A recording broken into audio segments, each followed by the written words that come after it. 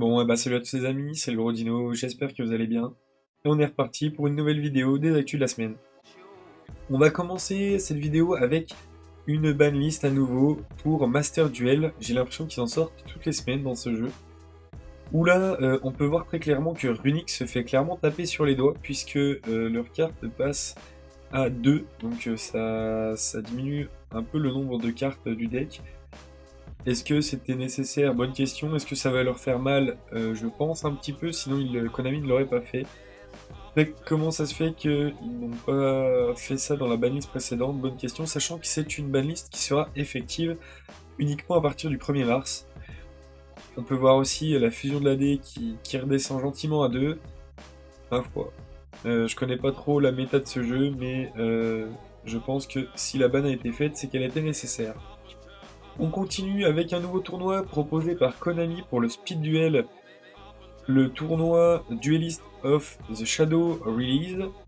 Donc un tournoi qui sera dans vos magasins à partir du 29 mars, où là il y aura un tapis magnifique avec les 3 bêtes sacrées. Je pense que moi-même je vais aller le faire puisque je trouve le tapis juste incroyable.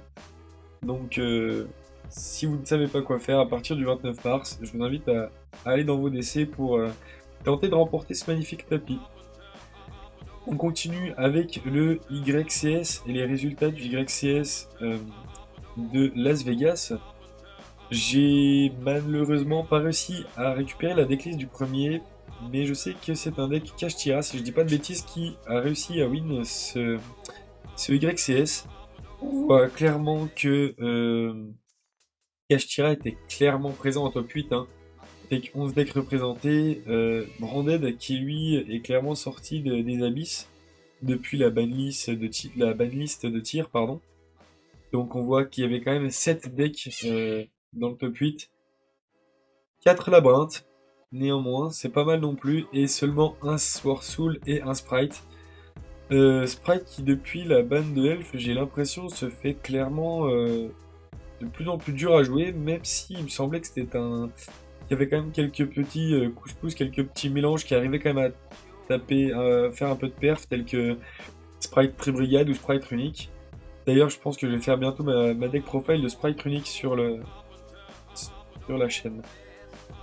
On continue avec les DC et les tournois qu'il y a eu cette semaine par chez nous. J'ai pas réussi à récupérer les résultats de Lyon au reboot. Par contre, j'ai réussi à récupérer, donc ce samedi, il y avait à Lons, c'est samedi après-midi, à Antares, un tournoi où c'est Jérémy qui a gagné avec son deck labyrinthe, donc félicitations à lui.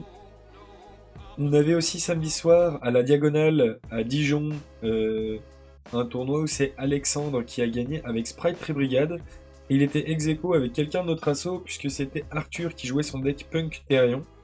Donc j'ai quand même réussi à récupérer l'ADL de Arthur qui a bien voulu me la partager. Je vous l'affiche puisqu'elle a un peu changé depuis le tournoi de l'assaut. Donc ceux qui voudront s'en inspirer, libre à vous. Et on termine avec dimanche un tournoi à Verdun-sur-le-Doubs, à New Games Info, avec Dorian qui a gagné avec son deck Patrol. Petit aparté, New Games Info ne se situera plus à Verdun-sur-le-Doubs puisqu'ils ont déménagé à Sœur.